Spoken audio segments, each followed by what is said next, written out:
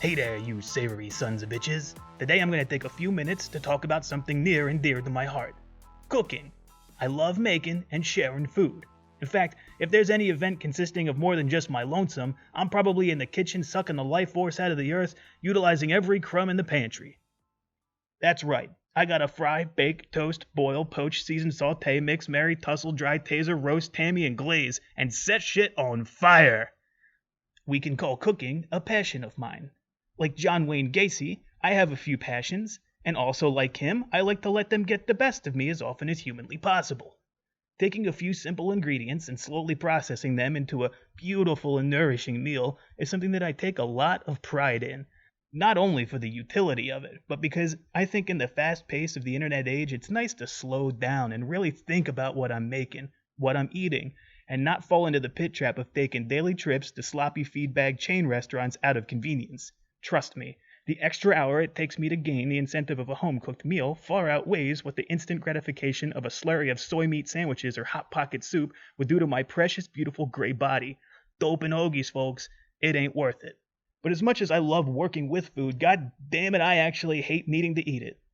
I like to eat good food, but if I could save the time and energy, I would. It's all people seem to care about. All they seem to want to do, all day long, is stuff their mouths with the nearest available organic matter. Wake up, in it goes. Midday, in it goes. Driving home, down the hatch. Dinner time, slam bam. And don't forget about dessert. You need something heavy, thick, and sweet to wash down all that shit you just ate. Personally, if I never had to waste another cent on eating, or another minute sleeping, I wouldn't. Think of how productive you could be without all that nonsense. You could be as productive as a Japanese salaryman selling shares on a product line on Black Friday. As productive as a Wall Street insider after a pink slip from Morgan Stanley, a 6-week bender, bag of white gold, and one lightning hot tip from Harvey the Gigolo that keeps the Japanese salaryman productive the other 51 weeks of the year. You could do a lot of damage. All that aside though, people like to eat, and I like to cook. It's the little touches people seem to really appreciate. Plating up a dish nicely goes a long way to making it palatable. Some fresh herbs and colorful garnish, and careful attention to texture and seasoning can take a pile of brown sluice and turn it into a 5-star meal. Well, maybe a 4-star meal. The 5th star is reserved only for the most special people. People who I assure you have absolutely nothing to prove, and whose momentary delight is certainly not completely, utterly bankrupt. Let me ask you something. What makes a mountain of hot fudge sundae drowned in hot chocolate from a rare Bolivian cocoa bean just a little bit better? Boom, there you go. How about a pile of gold? Literal gold. Gold spoon, gold goblet, gold edible foil. What could be richer? How about the exquisitely extravagant treat of slathering dry crackers and duck organs with fish eggs wrung from the gutted belly of a 20-year-old albino sturgeon, only with the caveat that it has to be wrestled out of the Caspian Sea and injected with 24-karat gold dust? 2 pounds of that mess will cost you $30,000. Feeling rich yet? Yeah, your generic black and green fish embryos? That's for poor fucks who still have to work at least 3 weeks out the year. I'd give you a leg up, but I wouldn't want to knee you in the crotch while you're getting fucked in the ass. And the king of all go fuck yourself, head-slapping, sock-pulling, money-grabbing garbage is the truffle. Oh, I hate a truffle. Especially the white ones. You know, people who enjoy their company have expensive tastes, and they're given special privileges over all the other truffles. Yeah, I'm just fucking with you. As far as I'm concerned, all truffles are the same. They just come from the dirt and they're all awful. If you're unfamiliar with truffles, and damn it you should be, at least in the culinary sense, they're a fungus like a mushroom that grows mycorrhizally with tree roots, oaks in particular. This is a symbiotic relationship with the tree. However, they're damned hard to find, because unlike the fruiting bodies of many other edible fungus, truffles are subterranean. They're cave trolls, like me! And since they grow in between the roots of trees, they're even harder to excavate. Pigs and dogs have been used to sniff them out in the wild, but they need to have their traps tied shut. I mean lovingly and gently muzzled, or they may be tempted to eat the delicacy before it makes it to rich Uncle Pennybag's dish. And this rarity, like the gold-infused Almas caviar, is what people are paying for when they seek to eat a truffle. At least it's what they think they're paying for. The average foraged European truffle can sell in a good year for up to $3,600 per pound. Let's go with a modest serving of a single ounce for a late Friday night looking to get lucky dish. Whatever the cost of the other slop on the plate, you can feel free to tack on another $225 just for the portion of stink knob you shaved into it. However, the previous record holder in 2010 for the most expensive truffle ever sold, an Italian white truffle, sold for $417,000. At just over 2 pounds in size, that's $208,500 a pound, or $13,000 to make that same dish. I don't want to tell you what the most recent record holder fetched, but suffice it to say, you could have bought 2 brand new cars off the lot for the same serving. This makes truffles the absolute most expensive food on the planet. And no, it's not lost on me that the white truffle is most often added in smaller portions and used as a spice or a condiment since they lose their aromatic properties in cooking. I'm making more of a general point. So what's the problem here? There are hundreds of known edible species of fungus that are easier to locate and in my humble opinion are actually much more palatable than a truffle, which I find to be dry, chewy, and stinks like a pile of horse shit. There are morels, chanterelles, black trumpets, oysters, Grifola frondosa, Laetoporus species, Boletus, puffballs, Hericium spiratus, Polyporus umbellatus, Albatrellus inkies, pinkies, bluets, winecaps, bricktops, enokis, honey, shaggy parasols, russulas, reishi, and chaga, to name a few. As someone who prefers to make the most edible meal rather than the most expensive one, I would take any one of those fungi over a truffle any day. But there is a cultural stigma surrounding truffles that isn't quite extended to the rest of the taxa. It's an acquired taste maybe, like a fine aged wine. Okay, I'll buy that. Taste is subjective. Rarity also creates its own market. Fine.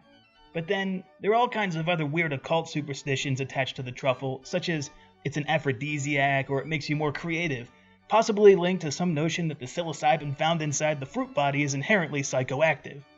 This is not the case with truffles. Many mushrooms contain amounts of the psychoactive chemicals psilocybin and psilocin. You know, that stuff that makes you trip goofy balls.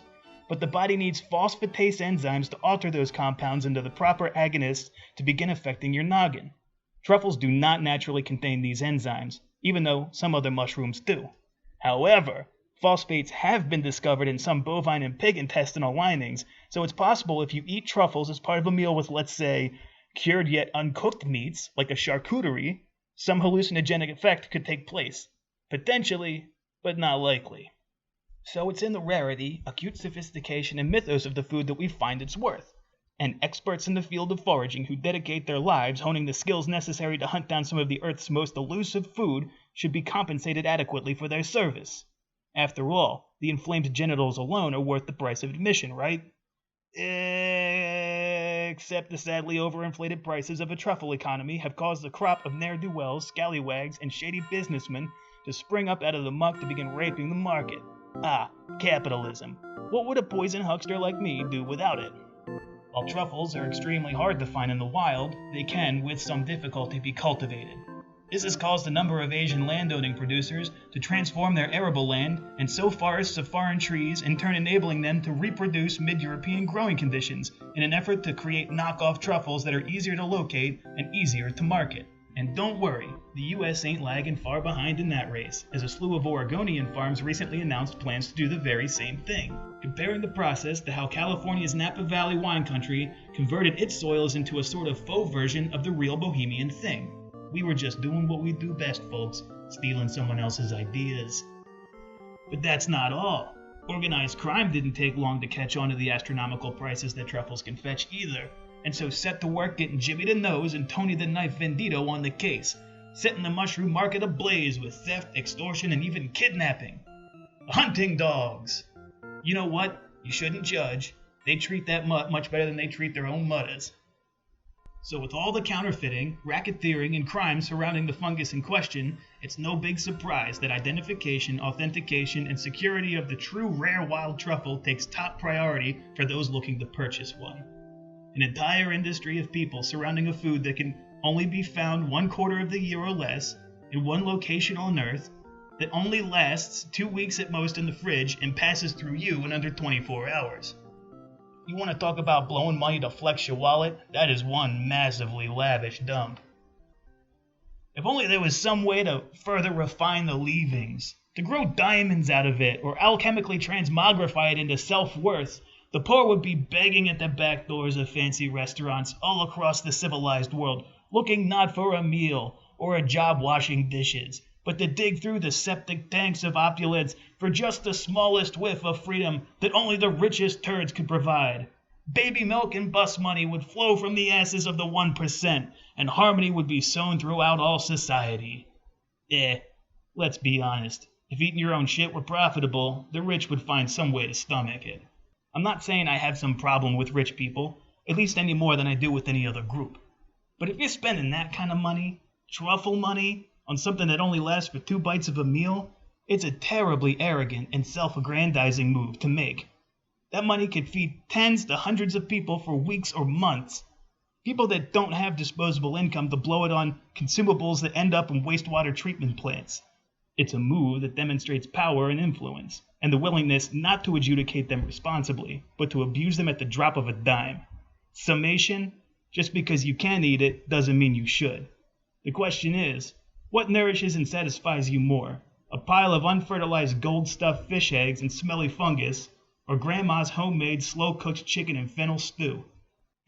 Both wrong. It's a big nasty dripping cheesesteak with white American and raw onions smothered all over it. What's that? You're a vegan? Better put the gloves on, because that fight is definitely gonna get dirty.